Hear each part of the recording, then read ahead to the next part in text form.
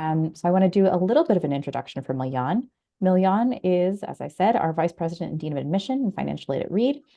And we're really lucky to have him here for an update on admissions. He's been at Reed for nearly a decade now. I believe you're 3 months short of a full decade, getting Yeah. pretty close here. Having started here in 2014 after serving as the Dean of Admission at Hamline University in St. Paul, Minnesota. Without any further ado, I'm going to let Milyon go ahead and take it away. Yes, thank you so much. And again, thank you to everyone for allowing me to join you. As was mentioned in the description of the program, I'm going to start off this session by talking about the history that the Supreme Court and college admission have had with the use of race in the admission process, and talk about how we got from there to where we are today. I'm sort of eager to talk to you all about how colleges are shifting, what they're thinking about in order to continue making campuses diverse. And then talk a lot about Reed's ongoing philosophy as it relates to race, admission, and their impact on enrollment. I've always believed that we run a transparent admission process. I get a lot of questions and I love answering those questions, so nothing is off. Everything is permissible. So please feel free to share your candid opinions and I will try to answer them as honestly. Well, I will answer them honestly, but as best as I can. I do have quite a few slides to share, but I think having slides up the entire time can become somewhat monotonous. So I'm going to be sort of moving back and forth between the slides. I'll present a group, then I'll jump off and sort of talk with you. And then feel free to chat out questions during my presentation. Some I might respond to right away. You might want me to clarify something, or I might say I'll talk about that later. And I also appreciate you being flexible. I'm here in Vancouver, British Columbia, with my wife and my son. We decided to take vacation, but it was so important for me to spend some time with you. So I come to you from my hotel room in Canada. I'm eager to tell you all about what we're doing here at Reed. So without further ado, I'm going to share my slides with you.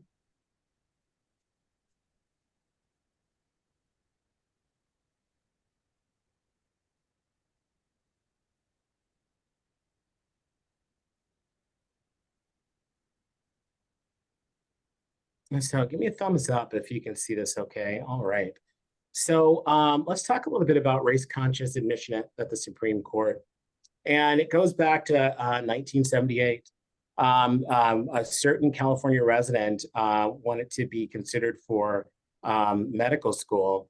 And they took issue with a policy that the medical school had, which was essentially of the 100 spots that people could come and be admitted, 16 of those spots were reserved for students who were in underrepresented populations. And basically, he said, I don't think this is fair. This doesn't have anything to do with merit. This has only to do with race. And this is a violation of my civil rights.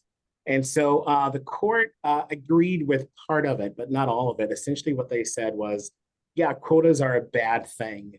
But we do believe that having race as one of many criteria is certainly appropriate in the admission process.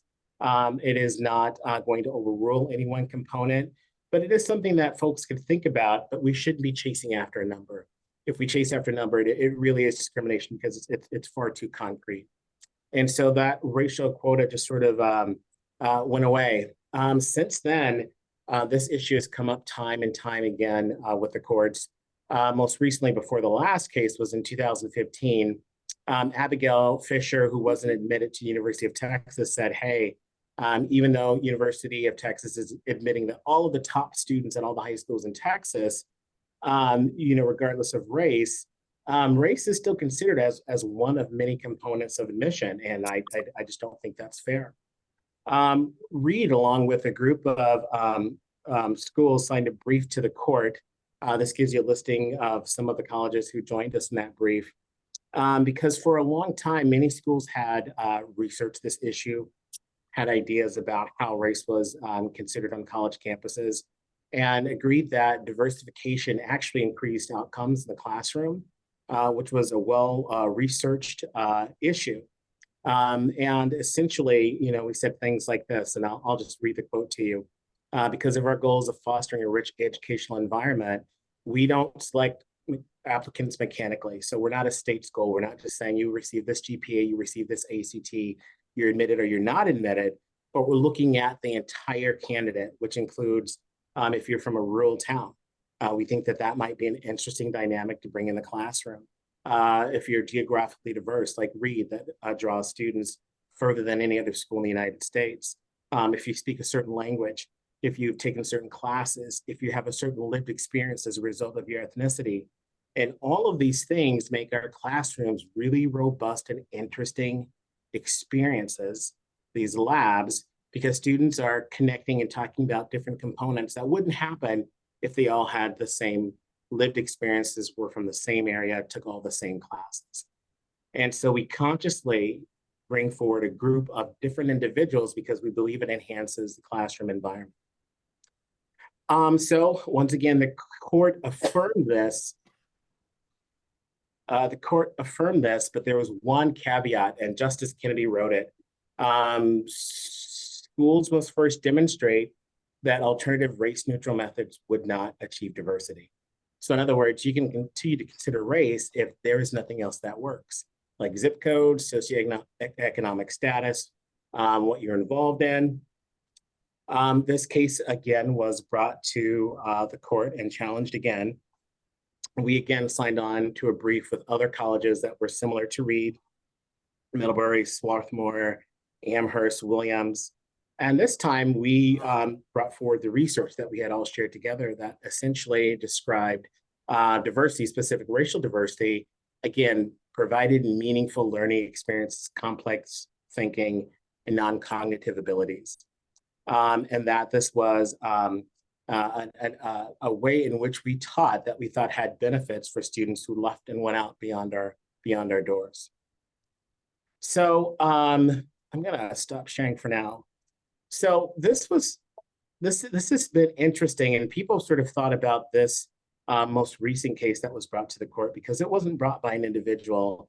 It was brought by a nonprofit group, an individual named Edward Bloom, who had made as his life's mission to do away with race-conscious admission. And this is an interesting person. Edward Bloom doesn't follow along each side of an issue as you think he might. He sort of has this ideological philosophy that sort of talks about individuals on their own merit. And so Edward Bloom goes after issues that he's most passionate about. So in the last case with race admissions, students for fair admission versus Harvard, not only were these students bringing forth the issues, the organization actually reached out and said, hey, is there anyone who didn't get admitted from these schools? We might want to bring you into this sort of class action suit to find the perfect ideal candidate to continue to chip away at what we believe is an unfair system. So what I'll say is this. The country feels differently about race-conscious admission than it used to. If you look at surveys from 2 or 3 years ago, you'll find that most of Americans, and this includes Americans of color, kind of say we think that folks should be admitted on their own merit, that they should not be admitted because of their race. That is actually a prevailing thought. And so to go into this and sort of think that the Supreme Court has done something wrong and something that all of the nation sort of rebels against, I don't think that's actually the case. But I do think that there is a great deal of nuance when we talk about affirmative action and when we talk about race in consideration as a part of a holistic admission process. I often tell folks that affirmative action should come with a trigger warning. You say affirmative action, people have very strong feelings, very strong beliefs.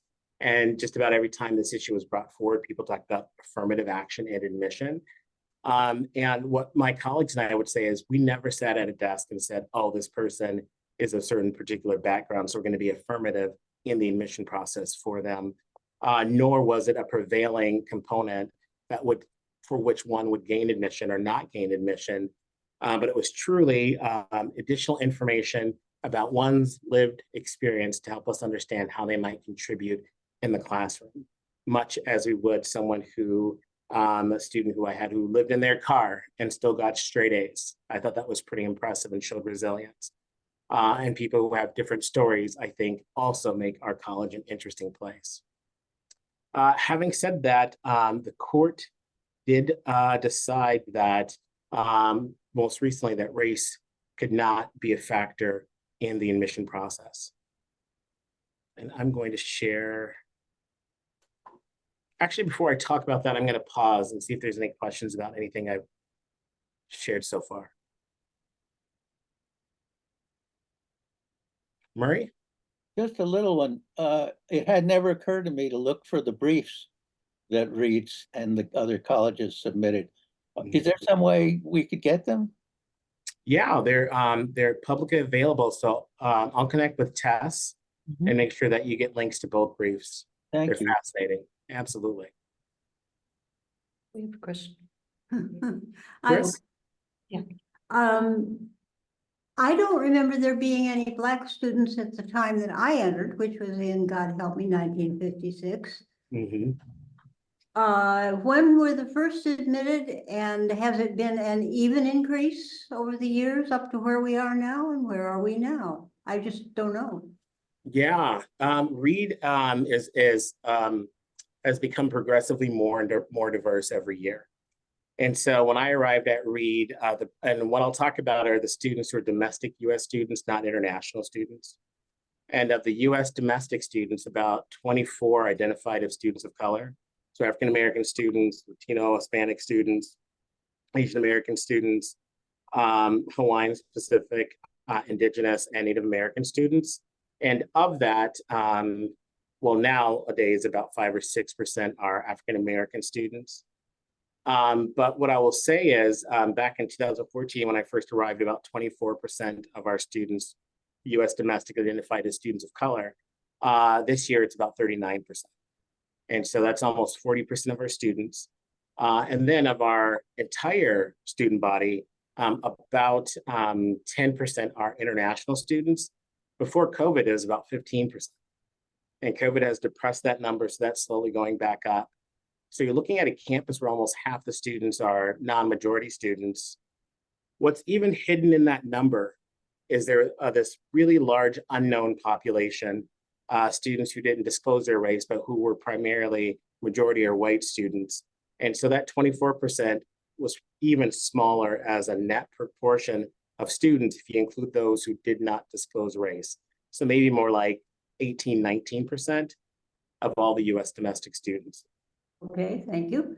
You're I was one of the minority people in that I came from a small rural Reed farming, READ farming. Mhm. Yeah. High school in upstate New York.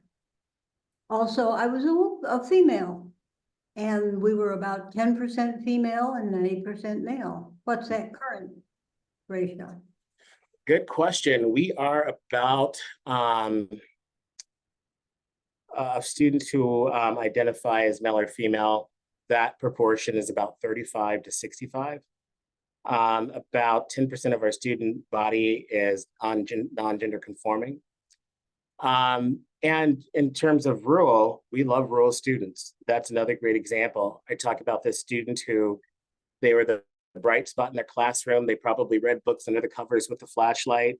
And then they heard about this place in Portland where they could really shine. Another really great piece of diversity are students of deep religious faith. We see someone who says, hey, I go to church every weekend. We want those voices here.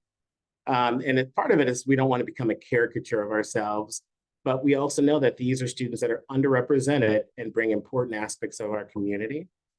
My favorite was a student who tweeted out once they got admitted to Reed, praise the Lord, I'm going to Reed. I said, yes, we've got the student here.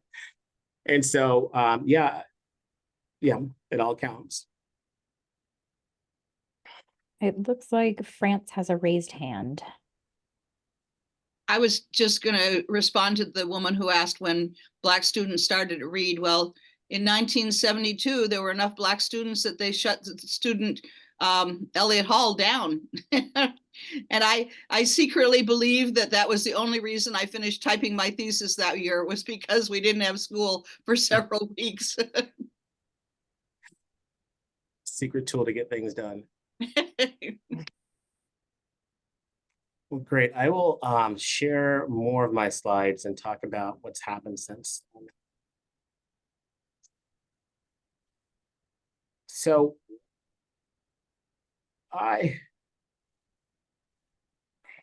this is something our director uh, from the Office of Institutional Diversity talks about. There's a version of this where we sort of commodify students. Students are commodities and we're spending them by, learning their experience in the classroom rather than recognizing that there's an intrinsic value in the students who are here on campus. And so this is not, this process of enrolling diverse classes are not sort of, check marks we're marking off our box. We believe that our community has something to offer and that there's students who want it. And we want to do a better job of helping them recognize that this might be the place where they want to be for 4 years. So it's a piece of reframing that Phyllis has shared that I think is really helpful. So we've have the support of Stoll Reeves to help us really sort of unpack the most recent ruling. And the decision was basically this: race is not a plus factor in admission, right? And this is going to be important. I'll talk about this later. A plus factor in admission, they're talking about the time we evaluate a student and we're making an admission decision that this does, we don't give students that nudge or that thumb on the scale, so to speak. It doesn't say anything about talking to students, about recruiting to students before or after the admission process.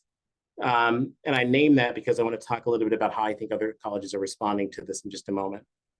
So here's the other thing that it doesn't say. It doesn't say we can actually say that we value diversity, that we value people from diverse backgrounds. In fact, I think it's so important for us to say that we value diversity. I think it's important for us to say that we value ethnic diversity. Because again, we have students who are belonging in this experience and have important features that add to the wealth and the wealth of our community. Now, how you talk about this while you're reading an application, none of us knows how to do that very well. It is a process that for which many of us don't agree. And we don't feel like we have really great guidance from the Justice Department. The group that did the suing came out with really clear guidance, a lot of pages on what they think the ruling means. But I dare say that that is not the best interpretation of the law, possibly. But they also talk about, while one of the justices said, hey, people can talk about race in their admission, in their essay. And sure, if they talk about it in your essay, you can talk about this as a part of their lived experiences. The court also said that colleges may not simply establish race-favored admission through their admission application essays. So this is not a loophole. So while acknowledging that it could happen, this is not a tool by which colleges can suddenly consider race as a part of the admission decision. Let's see. So 3 observations. Right after this happened, a lot of folks said, I'm going to change my hiring practices. Outside of higher ed, even in higher ed, factors saying, hey, do we then have to do things differently in terms of how we hire faculty? This is limited to higher education admission, not anywhere else. And people are talking about, maybe this creeps to other places, but this is a particular component in admission that this is focused on. And like I said, difficult to balance. And this is a complete departure from past precedent. So why is that important? The court affirmed this 5 times. And the last time they affirmed it was just a few years ago. And, to take up a case so soon in light of this, I think many thought was perhaps unorthodox, but it is what it is. But I also say that to let folks know colleges didn't do anything wrong. They didn't do anything bad if they considered race as a part of the college process. This is a function. The Supreme Court supported it. They were deft. It wasn't a bifurcated decision. It was one of many things. And I have to remind some colleges of this too when I'm talking at different conferences, is it didn't do anything bad, okay? You just have to do things differently moving forward. So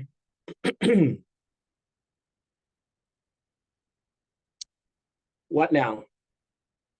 These are the states that previous to this ruling had applied some sort of a ban on using race as one part of the admission decision. California, I mean, you can read the list, but California has the longest history of having made this type of decision. And, you know, there's this idea, and I've got it myself, where folks sort of say, hey, you're going to be fine. You know, Reed has done a really good admission job. You'll continue to bring in these really great diverse classes. You know, you won't let this hold you back. And what I will say is, in all of those states and every school that has gotten rid of this process, the number of schools that have regained the level of diversity that they had before the decision is 0. As of last year, the number of schools that regained their levels of diversity before they banned it was 0. California says now they're getting close. California, Berkeley does. So there's no school in the United States that has as diverse a student body at these places where they've gotten rid of race as a part of the admission process. So I just say that to say, I'm not going to assume that Reed has any sort of exceptional skills. I don't think any school does, and I think that if they do, they might just be fooling themselves.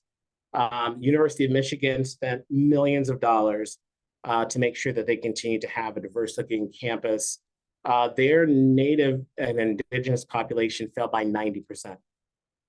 This is not 10 years later. This is not 5 years later. This is not 3 years later. This was the next year. They had 90% fewer Native and Indigenous students who attended University of Michigan. Their African-American student population fell by 60%. They did everything they could. They went to the alumni. They went to students. They said, you know, call a friend. They did all the zip code analysis in terms of where they should travel. They paid people an additional team to go out and do recruiting. They opened up a satellite campus in one of the most diverse communities in Detroit. And it didn't work. And so what will happen, this, in my opinion, will change the face of students who go to college next year. Our nation is just going to look different. College grads are going to look less like Black and brown students and students of U.S. multicultural diverse identity. And so what do we do in light of that? I'm not here to say that Reed will certainly rebound and do much better. And I have a question here.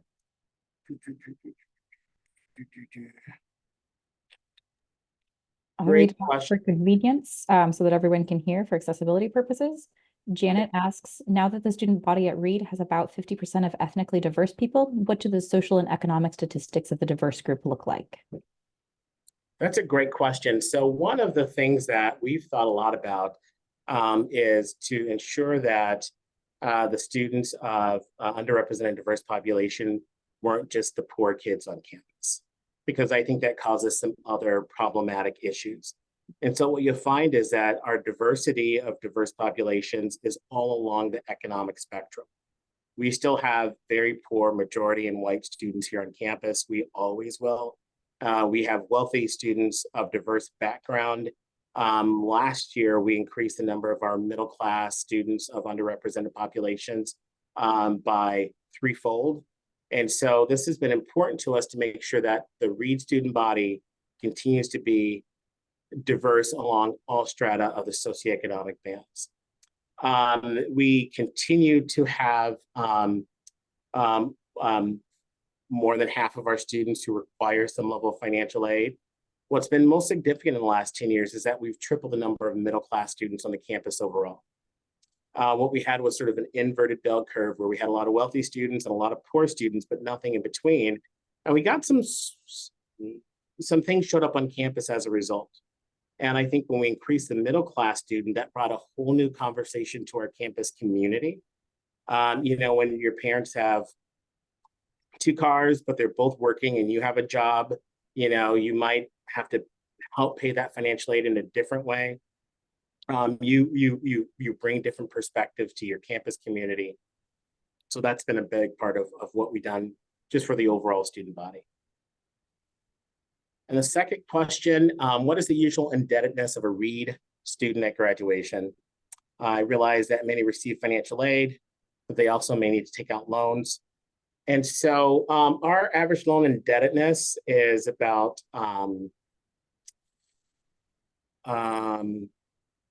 almost $10,000 lower than the national average. Reed has exceptional financial aid. There's no other way to say it. We have wonderful financial aid, and that's largely due to the gifts from our alumni to help support students. We have the lowest student indebtedness of every school in Oregon. That includes the community, that includes the state schools, that includes the large universities, that includes all the privates that cost much more than us. We have the lowest student indebtedness of all of these places. And our default rate is less than 1%. That's students who can't pay it. That is simply unheard of. And so we strive to keep student indebtedness low. We have a low student contribution of about $2,000. And so this is a place where if we say yes to you, we're saying yes to all of you. In addition, we have things like an emergency fund. If you have a broken tooth, we have clothing to help support you if you're applying for a job and you don't have enough money to buy a suit. And so even our departments like linguistics does a pre-reimbursement, so you don't have money to pay for that conference, then be reimbursed. They'll pre-reimburse you to pay for that conference. And so we're doing really innovative things to help support our students that might not have finances in a way that we could all be really proud of. Great questions. So I'm going to share my slide again.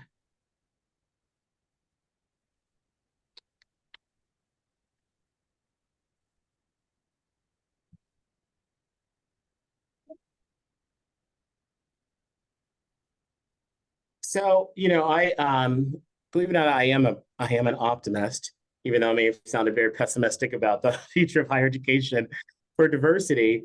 But before this even happened, there were a lot of studies on what colleges might do in light of not being able to use race conscious admission process. And again, they even call it affirmative action. And so they ran studies. What if people use zip codes? What if they looked at high schools? What if they recruited in all these different ways? And the results said, they would really increase the number of students who required more financial aid, less wealthy students. We wouldn't do a whole lot for inclusion on campus. And that indeed the best way was to actually have a race-conscious admission process that recognized lived experiences. And, so some folks say, why is this a big deal? Why do we even care about race-based admission? Isn't that kind of bad anyway? And this is the best example I can give. If, I'll give two quick examples. The Supreme Court used primarily ACT and SAT as a factor in determining whether or not students were unfairly treated. And outside of the fact that most schools are now test optional, if you took the nation and, looked at all of the spots that were, great test takers, this is a heat map and all the great test takers are green, and, those who aren't are in the red. And you took that heat map and you laid over that a heat map of income and family ability to pay. Those would line up really well together. And taking a test score is far less of a factor of students' ability to perform, but the highest correlation with your success is actually your family income.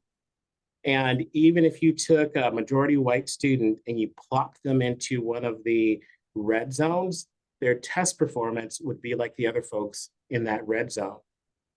Conversely, if you took a student of color and plopped them out of one of those red zones and put them in a green zone, then they would actually perform like other families in that green zone.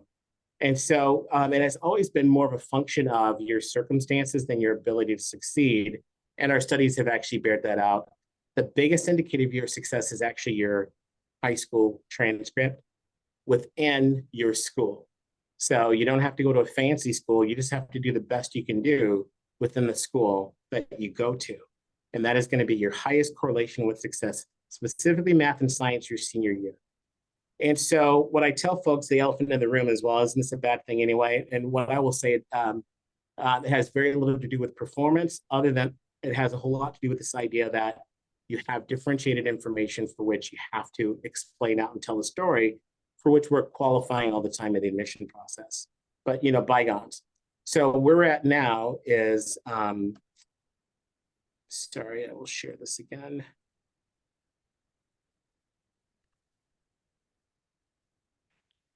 So what does Reed do moving forward? The Board of Trustees and Admission and Financial Aid Committee and Reed Faculty Admission and Financial Aid Committee got together in 2016, and they espoused their principles for what was most important as an institution. And what they said was Reed's admission and financial aid programs should first attract, admit, enroll, and retain students who have the best potential for excelling and secure a diverse student body for serious intellectual inquiry that has a lot of diversity and variety and talents. This was affirmed by the board. This was affirmed by the faculty well before this decision came out. And what I'll say is this idea that schools have become less selective as a result of being more diverse is a misnomer, and I think Reed exemplifies that. Last year was our most selective admission process. We admitted 27% of our students. That puts us in the top 27% of selectivity for colleges in the nation. That moves us about 10 points from what it was previously with 10,000 applications, and our highest representation for students of color. So Reed is its most selective, its most diverse, with its highest standardized test scores. So you don't have to forsake academic strength and quality in order to have a really diverse class. Let's see. So Barbara has a good question. Of the students at Reed, has a percentage of students from private high schools changed? You know, I looked at this not too recently, but from what I could tell, it had not changed very much. It's still about 50-50 with some variance. There's been a little bit of a rise in parochial and charter schools. We haven't seen a whole lot of movement on homeschooled students. We've certainly seen more international students, but those students are coming from usually academies or schools that are sort of highly selective schools for students where they may or may not live on campus. But the proportion has remained about the same. We did add a question to our essay. How might aspects of your identity positively influence living and learning community at Reed? We thought this might provide some insight into diverse backgrounds our students are bringing. And the biggest thing that we've really done is invest in our pipeline development. Now, I mentioned this before. The Supreme Court decided about a really specific piece. One of the reasons that Reed is more diverse, there's always been this idea that you increase diversity at the point of admission. You say yes to more students when you're doing the admission process. It actually happens well before that. We're talking to students when they're sophomores, when they're juniors. We're sending out communications, telling them what Reed is like, and it's up to them to take advantage of the college. And we have much more diverse inquiry pools. If you listen to a segment I did on OPB, I talk a lot about how we're building our admission funnel, our admission pipeline at the beginning. And as a result, we simply have more diverse representation among our applicants. So it's not this sort of forged thing that we're doing at the point of admission. It's just simply our admission pools are more diverse. And then the effort goes afterwards. So once we've admitted these students, are we making sure that folks that have diverse representation understand how the Reed community will help them live out their lives and their purpose? And then we're also working with community-based organizations, they're listed here, making sure that our admission ambassadors are well-versed in our processes, and also ensuring that we address bias in the admission process. I'll answer a few more questions. How do we determine your job is no longer needed without reference to a quota? I'm not sure I know exactly what you're asking there, Craig. So maybe if you might clarify a bit for me. From Ian, how do you control for students who became adept at pleasing every teacher, but where teachers are substandard? This is actually, okay. How can you control for students to become adept at pleasing every teacher, but where teachers are substandard and when this is actually just a poor follower type of behavior? So Tom, I think one of the great gifts about Reed is that students come here and they realize we do things differently. So the de-emphasis of grades, it's something where our students come in and they're like, what? I don't know what I got on this paper. And, you know, they go to their faculty member and they say, can you tell me your grade? And then they're like, well, why do you want to know your grade? They say, I want to know how I'm doing. And the faculty member probably says, have a seat. Let's talk about how you're doing. It works a different muscle. And I think by the time they're sophomores, they can't think of it any other way. And so I think we have to get away from this idea that students are self-baked, because what we really have to see is their potential and opportunity that could be developed by faculty, because Reed does really special things for students while they're here. So students, a lot of students are sort of stuck in this, I got to please you. That's exactly what getting a grade is. That either makes you feel good or you know your teacher's going to be happy with it, right? And what students say now when I have them on panels is Reed taught me how to think critically and ask better questions. And so what do we do with that? Well, if students are sort of indicating that Reed is a place that they're curious about and they come here, I think they come out here really understanding the folly of their ways, but having new tools, having geared up new tools for the ways in which they think and engage the world. So I think of that more as a developmental opportunity. How does the diversity of applicants compare to the diversity of offer admissions and the diversity of enrollment? It's about the same. I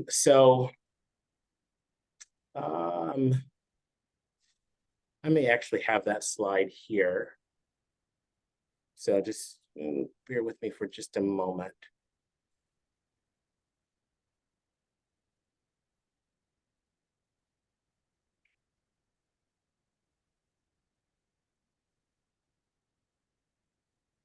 So I do have that specific data about how the composition has changed. And that really piggies back off of my comment about sort of more diverse application pools. And so inquiries people inquire about the Reed become applicants become admitted students. And as an admission, one who managed enrollment, I assume those proportions are going to be about the same. So I'm doing a rough check on numbers. I'm kind of saying, okay, does this follow through? What is different is yield. How many of those students become hand raisers? How many of those students say yes? And so schools that haven't sort of proportionately moved down students, they get to this place of admission, and so they start incentivizing admission. And how do you incentivize people coming? Merit scholarships, right? And when you're a school like Reed that doesn't do merit scholarship, you're not incentivizing folks. You kind of have to sit back and let it play out as it does. So we have fewer tools to work with in this yield process because we're meeting 100% of demonstrated need. So the goal in ours is to show the value of our education. The value of our education, if you're paying, you know, $80,000 out of pocket, and this other school is offering you $30,000, you've got to make a pretty compelling argument, because that makes an education for them more affordable. So that's where I find the biggest variance is the difference between people who are admitted and who actually enrolls in Reed. And if folks kind of have, you know, this idea that they want their class to look a certain way, that's where we see some of these populations disappear. Because for the scrappy regional schools, they're offering more scholarship. For the really selective places, we have to make an academically purposeful argument. And so we're sort of stuck right in between those two. And that's what you'll find that we're often battling out in the yield field. How do we compete against that? Personal relationships. Having a lot of conversations with students and helping bring the value. What we don't have is this quick number called the ranking to say this is how good we are. And so we have to use a case study method for really expressing our quality. And for high school students, that just takes time and energy. Great question. What percentage of African-American students at Reed come from either middle class, higher class backgrounds, or have been filtered through upper middle class institutions before arriving at Reed? How do these two groups do at Reed compared to those who have neither of these advantages?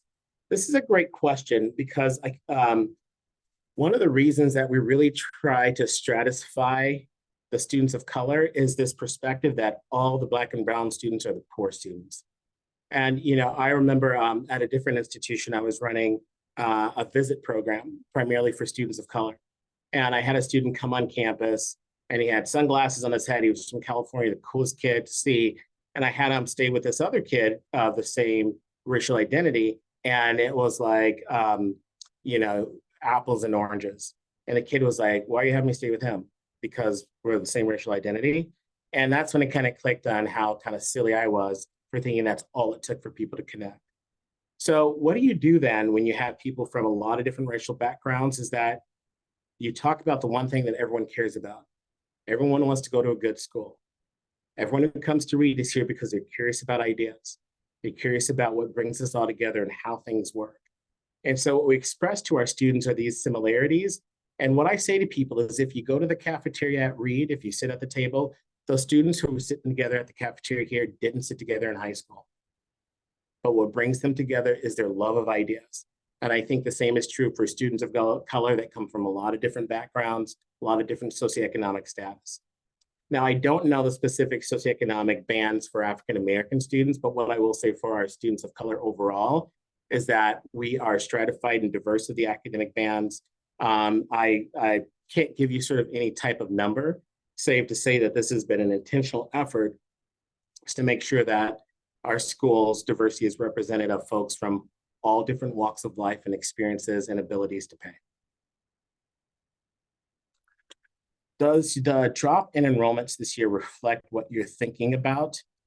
Do you mean, so right now our enrollment is maybe about 20, 30 students different from where it was last year. So it's about the same. And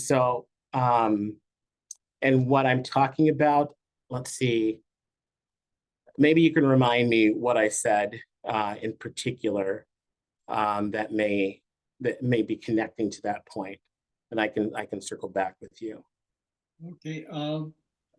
What I was looking at is you were, as I understand it, you were talking about the difference between receiving the offers and admissions, deciding that you are going to attend Reed, and that there were financial things that were disturbing that. And my understanding is that enrollments are about 20% down this year. This is early, of course, but that would mean that it's probably the people who wanted early action. And I'm wondering if this financial situation, which you talked about, is one of those factors, or if not, what you believe is the factor for that, if it's true that that exists. Yeah, great question. So point of clarification. So our early action applications were about 20% down. Our regular decision applications were even with last year. The same is true of our early decision applications. What we think it is primarily the FAFSA.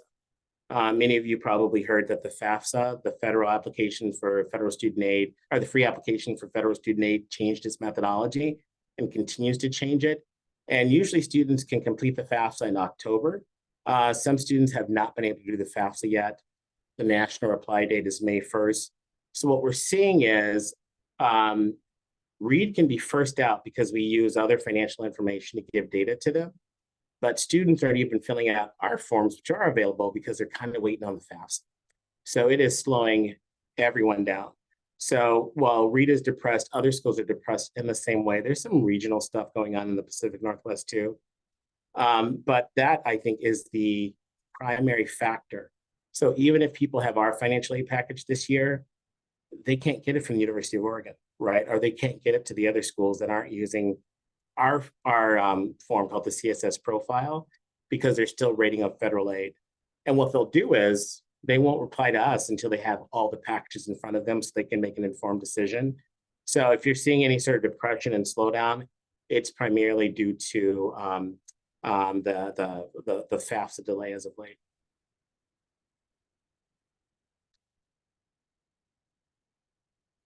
I understand applications by Reed fell by about 20% due to the concerns and safety of Portland.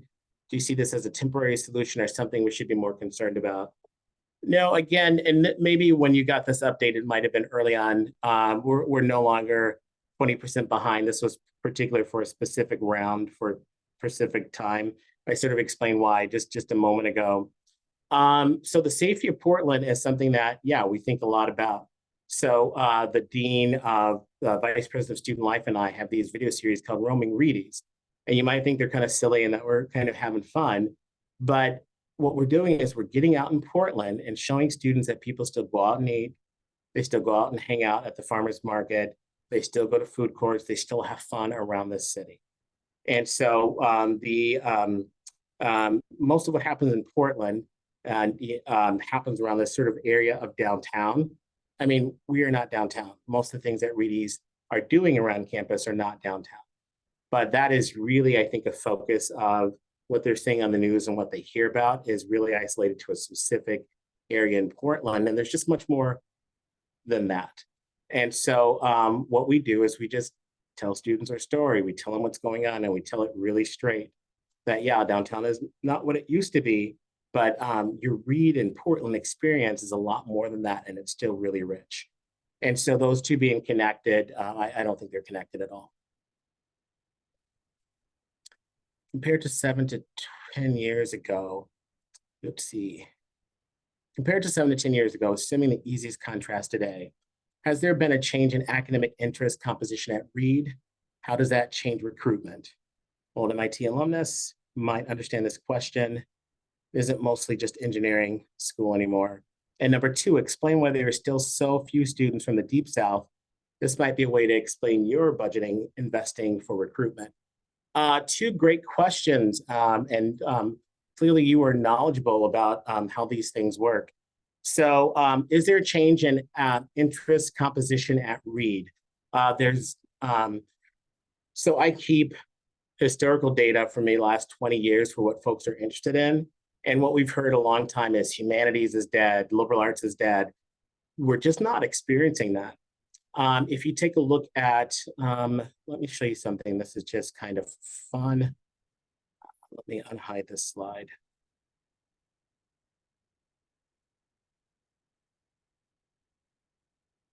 I bring a lot of slides just in case folks ask questions.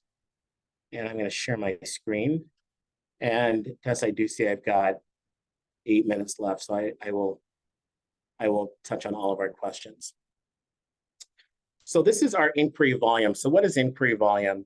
This is the number of students who are hand raisers. These are people that say, hey, I want to talk to Read. I want to be in this relationship with you when you ask you questions. So we buy names from ACT, SAT, a lot of other places we get names from. We send them information that says, this is authentically who Read is. Do you want to talk to us? And they can say yes. So back in 2010, about 19,000 students were engaged in this conversation with us saying, I want to learn more about your college. Last year, 75,000 students are engaged with Read. These are, again, hand raisers. I didn't pull these students in. These aren't names that I bought. These are people that said, I want to know more about your school. And so the interest in Read is true. It's growing, even in spite of, demographic declines, it's growing. And it's primarily growing, and it's also growing, I should say, because we've had a strategy to invest in the South for the last 8 years. And so to your second question, we spend a lot of time in the South. One of our biggest populations is Texas. We're spending time in Louisiana, in Georgia. We're going down to conferences. We spend time in Florida because we know that that is the part of the country that is growing the most. And so we've been buying more names there, talking to more students there, talking to more high school counselors there. Read, we host a reception at our national conference for high school counselors. Last year, we had over 1,200 people sign up just to come and talk to Read for an evening. 1,200 high school counselors. And so what does this result in? Why do we care about inquiries? Because we think it organically grows our application pool. And we are picking the strongest students in the nation and inviting them to talk to us. We aren't just picking students who we think we're ultimately going to deny because we want to buffer our numbers. What you will have seen is an increase in our median and average test score for all of our inquiry population, and the same is true for our application population. So the quality has increased, but as a result, the interest has been about steady across the board. Our biggest representation for our student inquiries is undecided. And so that doesn't change a whole lot.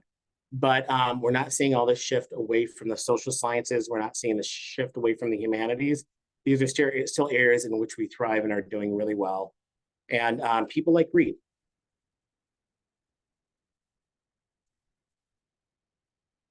I want to bring attention to the fact that Murray raised a hand a little bit ago. Oh, great. Sorry, Murray, I missed you.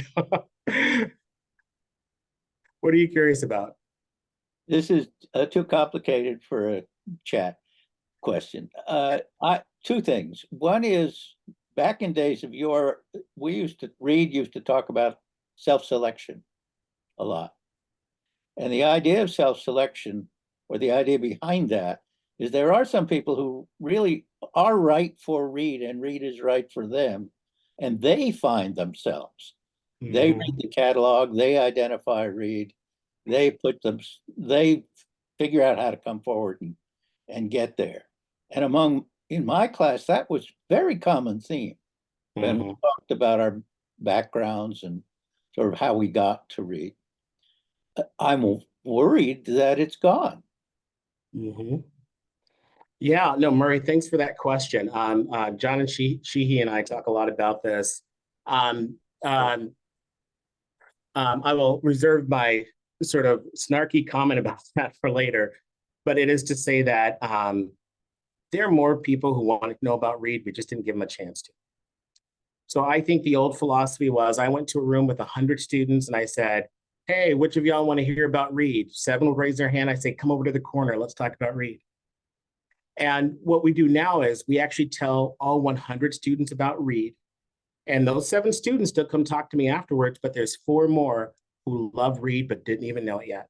Yeah. And that's what we're seeing that's different. We're getting the word out. And here's the trick. We just can't say anything. We're not going to say we're a small private college where you get to know your professors.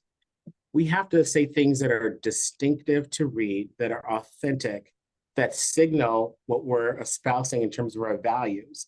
Because when they read this, they'll be like, that's it. That's what I'm looking for. And so when I say organic growth, these numbers didn't shoot up. There are some colleges where numbers go from 5,000 to 10,000 in 1 or 2 years. They're just buying names, right? We do a series of marketing, and one of my favorite brochures is 4 things to know about the college search and 1 thing you should rage against. And we give people tips. And the last tip is, don't listen to anything I say. If this is not right for you, you've got your own list, and make that your own list. But what I did, we took that brochure and we walked it out to our students in the lobby, and we said, hey, what do you think of this? They're like, oh yeah, I would see this and I would understand. This says, this is us. And so I appreciate what you're saying. And I also think we've done a really good job of being authentically Reed and helping students discover their love for us that they didn't even know was there. That sounds good. Great question. Let's see. I interviewed 34 prospective students this season. 2/3 of them were people I'd love to meet on campus. Their primary interest was environmental studies, and when I mentioned environmental humanities, their interest increased visibly. Jim, thank you for doing all those interviews. And our alumni interview yield on students is as high as admission counselors. So what you're doing when you're communicating to students, being really authentic, yes, you're identifying them. You're doing a great job of espousing our values, and those students are saying yes to us. And the thing I hear from students is, oh, these readies are different in some ways, but they're no less ready. And that's a real point of pride. Thank you, Paul. That is, I know we're at time, Tess. yeah, and I was going to say that's a quite a wonderful note to end on. So thank you so much, Milyon, for coming and talking to us. And folks, I've kept notes of all of the things that we talked about sending you later, including Aaliyah shared some resources about students of color at Reed in the chat, and I'll send some links to those, as well as Reed's opinions and writings on these cases that Milyon mentioned, and a few other things. So keep an eye on your inboxes for that, as well as for more information about other events with Foster-Scholz. Great. Thanks so much for having me. Nice to meet you all. Yeah. Thanks for your great questions. Thank you so much. Thank you.